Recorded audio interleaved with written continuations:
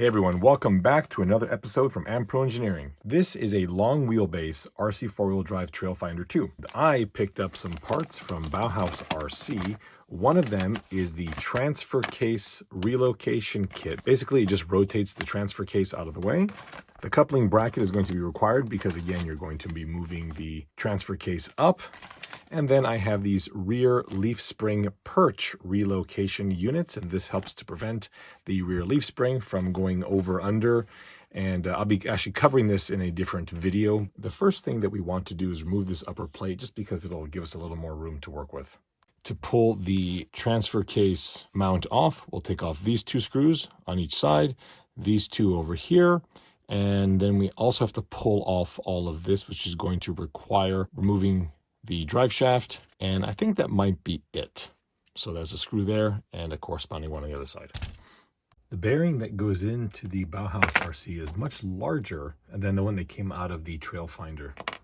This is a 5 by 11 millimeter ball bearing. They're very inexpensive. This one here is sealed, unlike this one, which is only metal shielded. These are not included, so you will have to supply that yourself. If you do have any Tamiya kits, you're gonna have one. This also has 2 mounting points versus the single one. And that will just slide in here. And go ahead and grab the bearing through the transfer case like that. And it should just find its home. I'm going to use the screw that came out of it. And you also want to add another M3 screw back here, being sure that you don't over torque it because this is 3D printed plastic. So now that the extension shaft holder is in place, we can flip it over and install our transfer case lift. That will just drop straight in there, exactly as the original one was. I'll use the same 2 countersunk screws to hold that in place. In fact, we'll use all of the same hardware. And as before, bearing in mind that the screws that thread into the plastic cannot be over torqued. If you want, you can use a longer screw and simply put a nut on the other side. For more aggressive applications, that's what I would recommend. I'm not going to do that because I'm not going to be particularly aggressive to this truck. So for this side here, we are going to have to put the screw all the way in. And once those are in, we will have enough bite to put a nut on this. It'll get about 2 threads, which is, it's going to be fine for my application. For your application, you'd want to screw a little bit longer and then use a lock nut to hold that all down. So now that the transfer case has been lifted up and the extension shaft has been lifted, I'm going to put the drive shafts in, but I'm going to use these June Fock ones, which are just beautiful.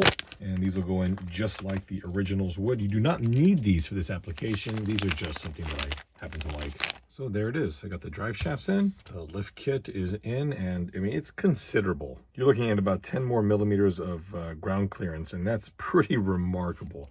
Given the fact we're not really losing anything on the inside. There's perhaps a couple of millimeters because this little rise here is a bit higher, but that's it. The interior kit should still fit. And even with this little guy put back, clearance is perfect. Well, folks, that's it. Kind of a quick episode, but I just wanted to show off this little upgrade here because, I don't know, maybe it's just in my own circle. I really don't see many people with it, but it's really, really good, especially given the fact that I tend to lower many of my cars, and this truck is going to get that same treatment. So it should make a huge improvement given the fact that I'll be destroying it elsewhere. Remember that links to all of these parts are in the description. Thank you all so much for watching, and we'll see you next time.